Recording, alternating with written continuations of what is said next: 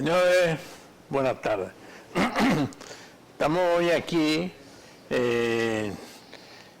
Íbamos a hablar de las bondades que significarían para este país que un abogado, un jurisconsulto de la naturaleza y con el conocimiento y de Juan Miguel Castillo Pantaleón nos hablara de algo que viene por ahí, que es completar el número de magistrados del Tribunal Constitucional.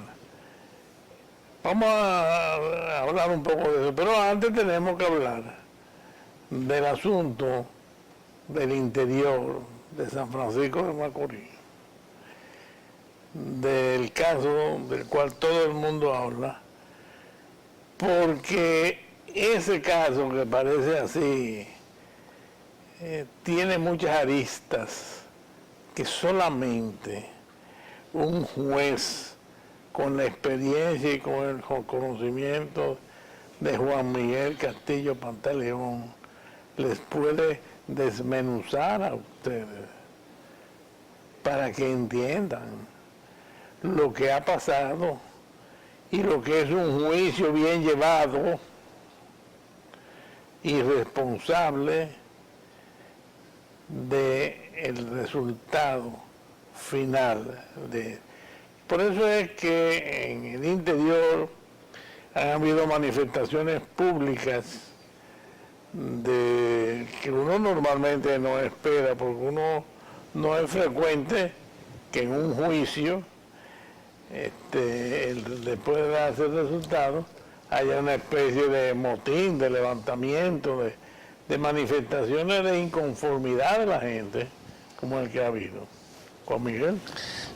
Hola, ¿cómo estás? Buenas tardes. Y muy buenas tardes a todos los amigos televidentes que nos acompañan todos los viernes en este espacio que doña Consuelo Despradel le cede al Comité Dominicano por la Solidaridad Internacional con Haití, del cual Armando preside, junto y acompañándole a él muchísimos dominicanos y dominicanas que tomamos de nuestros escasos recursos y tiempo para arrimar el hombro todos en conjunto, porque ninguna transformación es posible en una sociedad solo con un individuo, es con un colectivo. Y en el comité precisamente pues nos encontramos todos aquellos que podemos arrimar el hombro, y sabemos que muchos de ustedes que nos sintonizan pues se sienten y son parte del comité, porque el comité es una ONG, o sea, está incorporada con un decreto, pero el comité no es un partido político, ni tiene nada que ver con ningún partido. Y como entidad funciona materialmente con los pequeños recursos que administra, pero fundamentalmente con la buena voluntad de los que sacamos de nuestro tiempo y de nuestros recursos particulares para hacer que las cosas, pues de alguna manera se encaminen para promover políticas públicas y privadas que aborden la problemática de convivencia en nuestra isla con un estado vecino del cual recibimos una migración tan masiva que compromete nuestro destino y nuestros recursos, que son muy limitados porque somos un país pobre. Y entonces eso es lo que hacemos. Efectivamente, el comité que tiene este espacio los viernes, pues lo que hacemos Armando y yo siempre es analizar la actualidad, información novedosa que ha salido en la prensa o no ha salido aún, y aportamos algunas reflexiones, algunos llamados de atención. En plan educativo. Claro. Y no de confrontación, porque no tiene sentido confrontar, o sea, tampoco como entidad nuestra finalidad es confrontar a nadie, pero tenemos que llamar la atención a una política pública errada como un deber y como parte de nuestra filosofía cuando esta política pública es errada, cuando está equivocada, cuando está descaminada, cuando no tiene un propósito provechoso, cuando quizás no advierten estos que diseñan esta política pública las consecuencias futuras. Obviamente nosotros no somos futurólogos ni estamos aquí haciendo un ejercicio de barruntar o desear que pasen cosas malas. Uno quisiera no tener que venir a eso.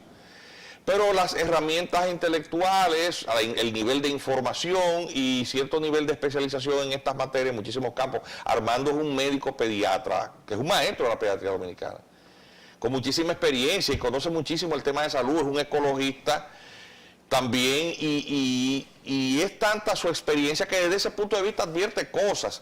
En mi caso, que es lo que soy abogado, y que me he especializado en temas de derechos fundamentales, pero que me he involucrado junto con otros miembros del comité, porque es un banco de cerebros, si se quiere llamar así, ¿verdad? De gente que se ha especializado en ciertos campos que son útiles para analizar esta realidad.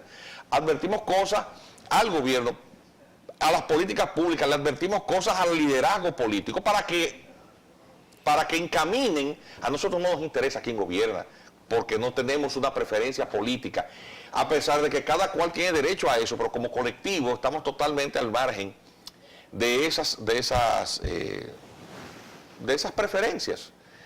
Y de hecho convivimos dentro del comité en una situación de armonía, fundadores del PLD y gente de otros partidos, porque la patria es una sola. Dentro del comité y dentro del corazón de los buenos dominicanos no anidan otras preferencias más que aquellas que también fueron la inspiración de los trinitarios.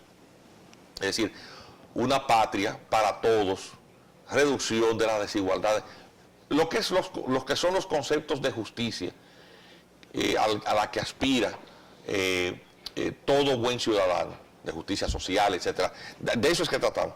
Sin embargo, a veces tenemos también que tratar temas de la contemporaneidad, temas que son inmediatos, porque nosotros somos parte de una sociedad que en su dinámica tiene muchísimas preocupaciones, que no necesariamente tienen que ver con un tema migratorio, con un tema de nacionalidad. Y efectivamente eso que está pasando en Macorís es un tema que preocupa. Hay un tema de vigencia del Estado de Derecho y la sociedad no ha reaccionado favorable a la decisión finalmente tomada por este tribunal de esta provincia, de la provincia de Duarte, que produjo un resultado condenatorio a la pena máxima de 30 años al joven que mató a su noviecita, que era una adolescente, Emily.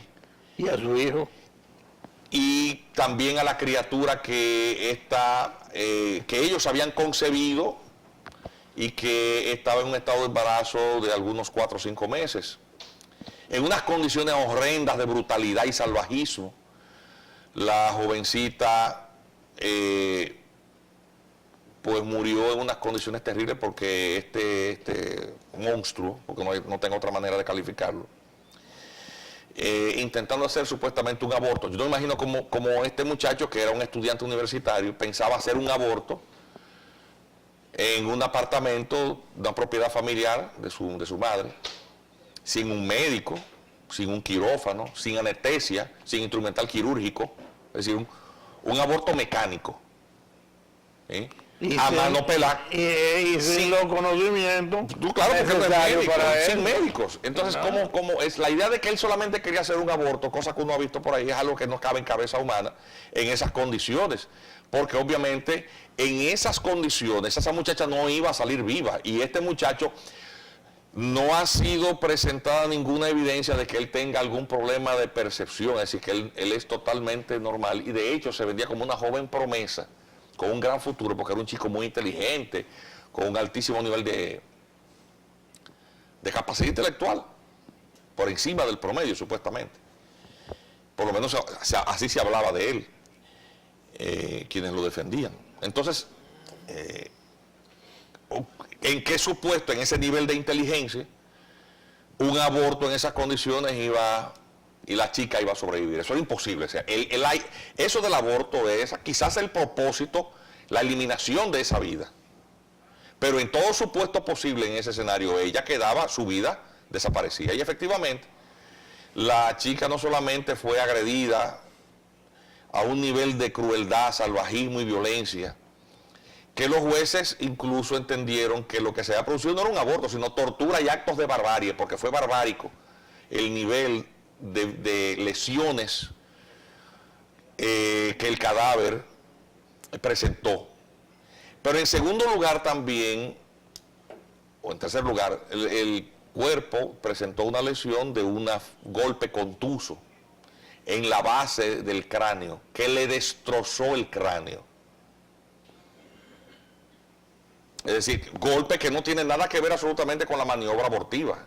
Es decir, porque en la cabeza está aquí y el útero está en otra parte del cuerpo de la mujer. Es decir, ese golpe, por la violencia tan grande con la que fue ejercido, el estudio señalaba la sentencia de estos jueces, demostraba que el golpe no fue producto de una caída, porque cuando hay una caída con fractura en la base del cráneo, el tipo de lesión no es propiamente en el hueso occipital, sino más cercano a otros huesos del cráneo. Y por lo tanto no fue en una superficie plana, sino con un objeto contuso. Eso es un hallazgo científico de la autopsia, por lo tanto ella fue golpeada y la naturaleza de esa lesión, de esa herida contusa, era necesariamente mortal. Entonces, la madre, luego que comete este hecho horrendo, mueve el cadáver, lo oculta, lo mueve en un automóvil que es propiedad de su madre, lo mete en una maleta, la maleta en un baúl. Y la madre, enterada de la situación, también la evidencia del expediente, la sentencia lo reseña así como hechos probados, fue y vio el video de la cámara de seguridad de ese edificio de apartamento donde estaba donde fue cometido el hecho. El video fue sustraído, presumiblemente ella tiene algo que ver con la desaparición de esa evidencia criminal del hecho. Y ella se involucra en el ocultamiento del cadáver, tanto así incluso que hacen una rueda de prensa que el país completo vio, donde ella con rostro compungido, aunque el subconsciente la traicionó y habló de ella en pasado, ella trató de corregir, pero quedó atrapada por eso, esa evidencia, su subconsciente traiciona. Pero con el cuerpecito de la niña, todavía en la maleta, en el baúl de su carro, y ella diciendo, Emily vuelve, el país vio eso. Todos esos son hechos que están establecidos en la motivación de la sentencia. Y condenan a este asesino, a este monstruo, a 30 años por tortura y actos de barbarie. Pero da por establecido estos otros hechos, el tema del aborto y el tema del homicidio. Es decir, hay varios crímenes ahí juntos. Pero con respecto a la madre, que estaba siendo acusada como cómplice de estos hechos, el tribunal dice que no le retiene ninguna responsabilidad de complicidad porque ella ni estaba para la maniobra, ni mandó a hacer los abortos, a pesar de que decirle a un hijo que depende económicamente de ella, resuelve eso y rápido. Yo quisiera saber qué tan rápido es posible resolver eso cuando un embarazo dura 9 meses. Rápido no podía ser. Es decir, el rápido es el término que sería discutible decir qué significaba rápido, porque rápido es un aborto, pero rápido no es cásate con ella tampoco, porque eso no resuelve, eso es cásate con ella, no resuelve. ¿Entiendes? O sea, pero aún dándole el beneficio de la duda de que ella no estaba mandándolo a cometer ese crimen, y que ella no estaba en el momento en que esa agresión es cometida contra esta pobre jovencita, los múltiples crímenes. Lo cierto es que ella sí se involucra en la segunda parte, luego del fallecimiento de la jovencita, que es el ocultamiento del cuerpo y la desaparición de evidencia que comprometiera a su hijo. Esto es importante retenerlo porque la finalidad de ocultar el cuerpo, el cadáver de la persona, de la víctima, tiene por finalidad, porque si no tienes cadáver no puedes probar la muerte, ni las lesiones que presentó el mismo, para determinar si hubo o no hubo aborto, si hubo o no tortura y acto de barbarie. O sea, si no hay cadáver no puedes ni siquiera levantar un acta de defunción. Puede presumirse muerta una persona, pero tienes que probarlo. Evidentemente que esto lo que persigue, en todo caso, es evadirse de la persecución judicial consecuente o asegurar impunidad. Que el propio perpetrador lo haga es entendible. Y que el propio perpetrador lo haga, eso es entendible. Pero cuando alguien le ayuda a eso, esa persona es cómplice de ese otro ilícito. Porque eso en sí mismo es un ilícito que se agrega al aborto, a la tortura y acto de barbarie y al homicidio. El tema lo hemos puesto porque hasta los chicos de aquí del estudio me preguntaron, en razón de que yo fui alguna vez juez, yo fui 11 años juez en el área penal, fui investigador, juez de instrucción, escribí libros sobre eso, he sido profesor de Derecho Penal y entiendo también que el espacio sirve para educar. Entonces le pedí al señor director que ubicara en el Código Penal el artículo 304 del Código Penal. Y yo me voy a permitir leer esa parte capital y dar una brevísima explicación que no va a dar mucho trabajo que la gente entienda. Dice ese artículo 304.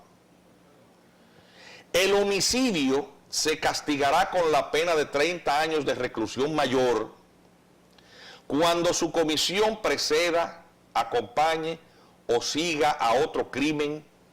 Igual pena se impondrá cuando haya tenido por objeto preparar, facilitar o ejecutar un delito,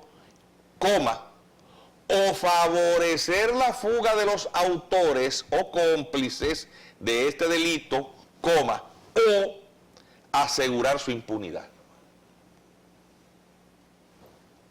Bien, ¿qué significa eso? Eso significa que ese texto castiga con 30 años de reclusión mayor una serie de situaciones en las que concurre evidentemente este monstruo, Marlon, atención, en 2 de ellas, de las que están previstas ahí, y al menos en una de ellas, su madre. Estamos leyendo el texto, ahí no necesita ser científico.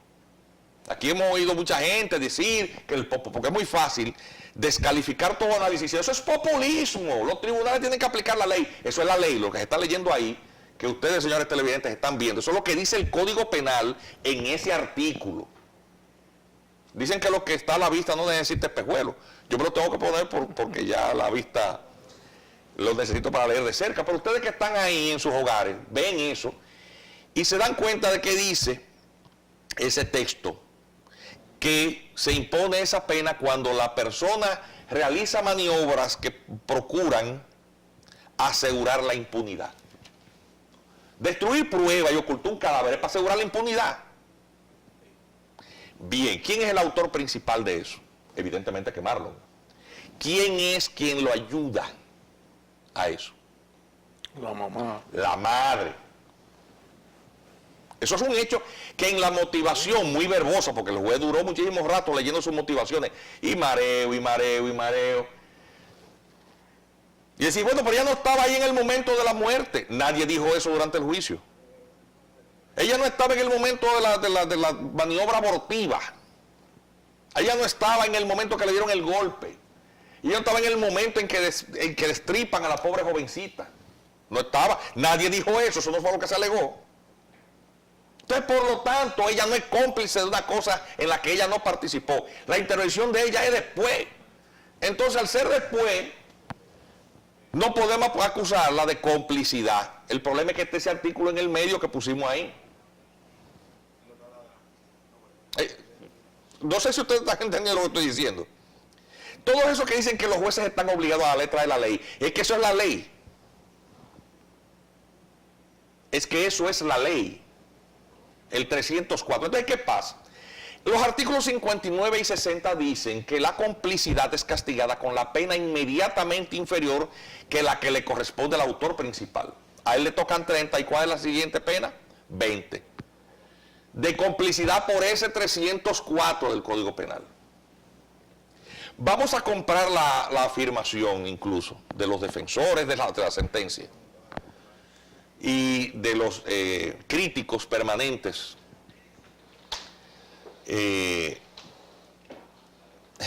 Yo no sé ni cómo decir esto, para que no se entienda que uno está...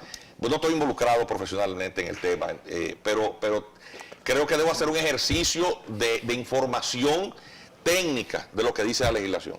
Que dicen que bueno, es que el Ministerio Público falló, los críticos permanentes de todo lo que hace la autoridad, y le vienen echando la culpa a otro. Lo mejor que hay para justificar una mala sentencia es echarle la culpa a otro, que la culpa la tuvo el fiscal, o la tuvo el querellante, fue el abogado. La culpa es de todo el mundo, menos de los jueces. Los jueces estaban obligados, o no, es el punto, a darle a los hechos probados la calificación correspondiente. Es decir, era obligación del juez decir, esos hechos en cuál tipo penal encaja. Pues sí. Eso es echarle la culpa al fiscal, cuando el juez dice, ay, el fiscal le puso una calificación mala. La calificación que le dé el fiscal en su acusación no liga al juez. El juez lo que está obligado es a conocer los hechos y apreciarlos, según la prueba que haya sido aportado de manera lícita. Es decir, lo que él no puede haber es una falta de correlación entre lo que él da por establecido y el tipo penal. Es decir, ahí no podemos, por ejemplo, conocer de este caso y el condenar por falsificación de documentos. Eso no lo puede hacer un juez. Porque los hechos probados no tienen nada que ver con falsificación, tienen que ver con la muerte de esa niña.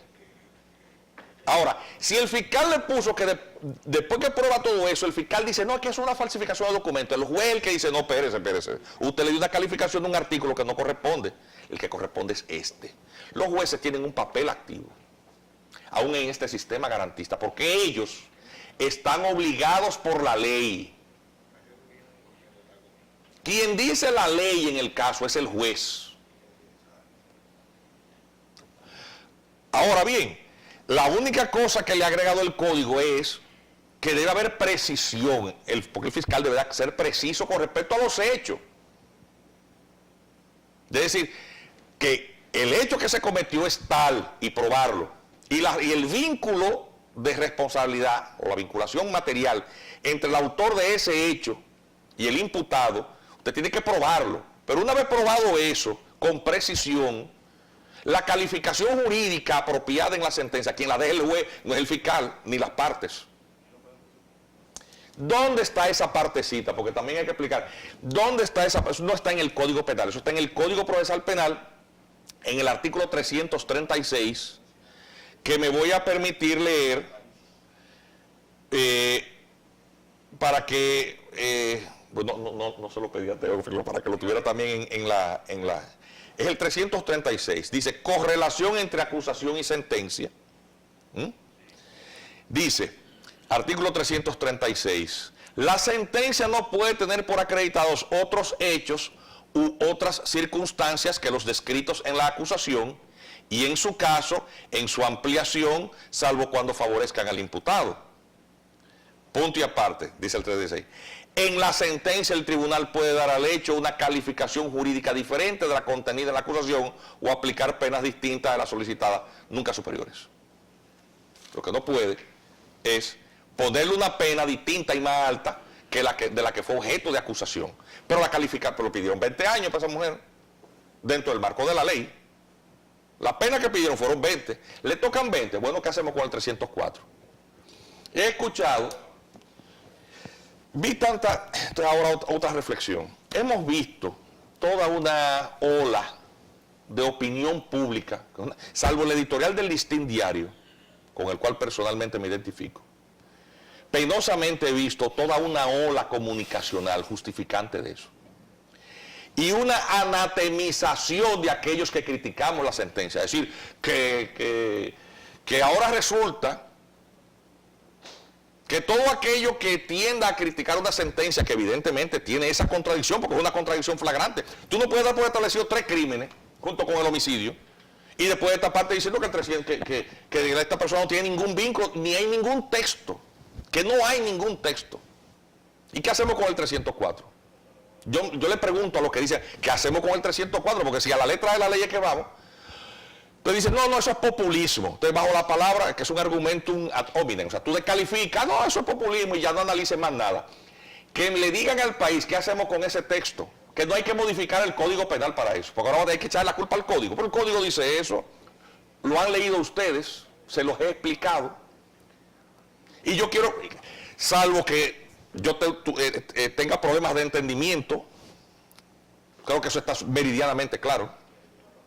Hay un recurso de apelación que puede ser ejercido por el Ministerio Público y la parte que representa a la familia de la víctima, a los padres, y la Corte de Apelación puede corregir ese entuerto. Decir que lo único que le corresponde es una responsabilidad por un hecho marginal, no, oye, ¿a dónde se fueron? Al momento en que la niña la trasladaron con engaño a la casa para hacer una prueba de embarazo en orina. Esa fue la retención. Sustracción de menores, que es un hecho marginal. El ocultamiento del cadáver, eso es correccional. Es decir, lo único que pueden encontrar fue un hecho marginal. El ocultamiento de cadáver, atención, es un ilícito cuando se da en sí mismo. Por ejemplo, en mi casa, en mi patio, aparece de buenas a primeras el cadáver de una persona. Yo no sé quién lo mató, yo no sé quién es el muerto. Y asustado yo agarro y entierro el cadáver, o lo traslado y lo tiro en otro sitio. La ley castiga ese acto con el cual estoy ocultando un cadáver, porque mi deber es informar sobre las autoridades. Eso es lo que castiga ese artículo del Código Penal.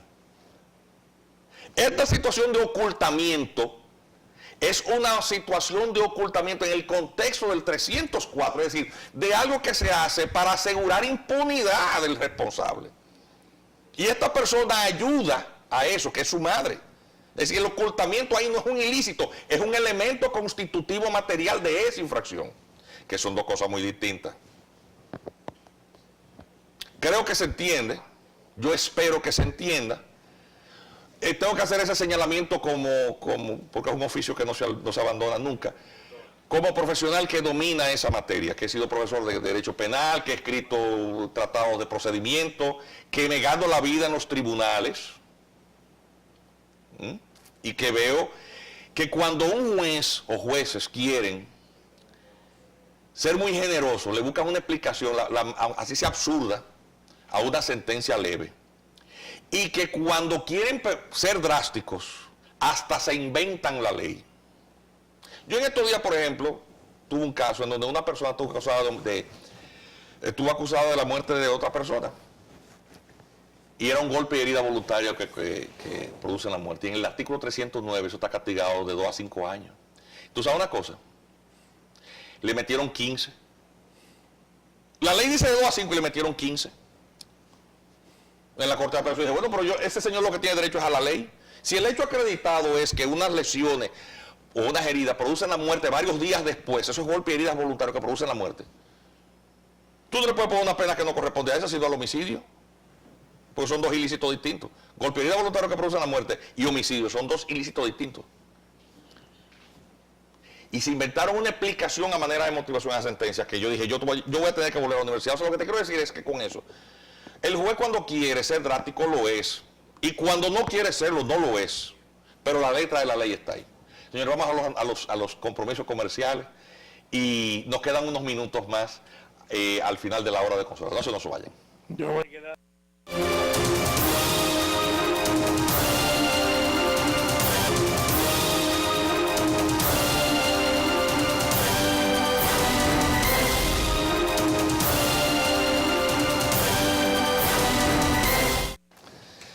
Bueno, Señores, aquí estamos de nuevo. Vamos a lo nuestro ahora. Antes sí, en estos escasos minutos, el comité quiere, nosotros cuando hay figuras públicas que hacen pronunciamientos favorables a estas preocupaciones, nosotros los reconocemos. Y cuando meten la pata, uno también lo critica.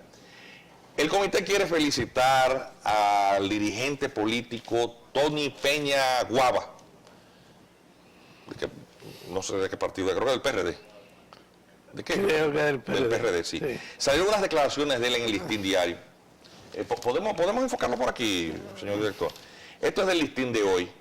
Tony Peña Guava dio unas declaraciones en esta entrevista en la cual él reclama de las autoridades poner control en la frontera. Y muy afortunadas estas declaraciones de ese señor, porque precisamente en la misma edición del periódico Listín Diario aparece esta otra información. Llegan más parturientas haitianas. Las cifras siguen siendo escandalosas. Y yo le pregunto al ministro de Defensa, todo eso que usted dijo, de que estaba resguardada la frontera, y todos esos drones, vayan a ver si es que se duermen los guardias o los drones le faltan pilas. Aquí hemos dicho que esos operativos que cada cierto tiempo se implementan, eso no va a ningún lado. El gobierno debe promover la construcción de un muro, no porque el muro evita totalmente, porque eso no sella totalmente, pero en la medida en que haya dificultades o barreras físicas de cierta consideración, de cierta dimensión, se le dificulta, no es esa marejada humana que cruza por donde sea, porque es que la frontera entre ambas partes de la isla es prácticamente inexistente, es una cosa virtual, una pequeña pirámide o mojonadura que como borde marca, por aquí va la frontera, pero más nadie ahí, no hay ni siquiera una alambrada. Esa es la realidad. Entonces, ¿qué va a pasar? Estamos viendo lo que ocurre en Centroamérica. La frontera. Claro. Y lo cierto es también que en esta semana salieron estas informaciones que de nuevo demuestran que República Dominicana tiene un equilibrio medioambiental, un equilibrio sumamente frágil. Y en una puntuación de 64.7 en el índice de desempeño ambiental 2018, la República Dominicana supera a Haití considerablemente. Haití es un desastre ambiental, no tiene bosque. No tiene categoría ni de nada, ni siquiera para comparar con otros lugares. Ese estudio que demuestra las discrepancias entre el desempeño ambiental en los dos países, hay que ver, mira lo que está pasando en Valle Nuevo, una cosa terrible, con el tema de que están deforestando ese parque para sembrar aguacate, algún personero vinculado. Sí, porque es así. Es así. Es así. Entonces, sí es verdad, el que el comité me propone para juez del constitucional, yo no voy a venir aquí tampoco a hacerme el ambiguo, ni el, ay no, porque si tiene que ver, porque la ley debe ser igual para todos y la constitución hay que respetarla. Esos parques nacionales, por mandato constitucional, son inalienables, hay que protegerlos porque ese es el futuro del país. Armando, yo creo que el programa ha llegado a su final. Sí. Amigos, muchísimas gracias por la fidelidad de su sintonía. El lunes próximo doña Consuelo Espadera estará con ustedes como lo hace acostumbradamente en su hora de consuelo. Y ustedes y nosotros nos veremos entonces el viernes próximo. Que tengan un feliz fin de semana. Hasta entonces.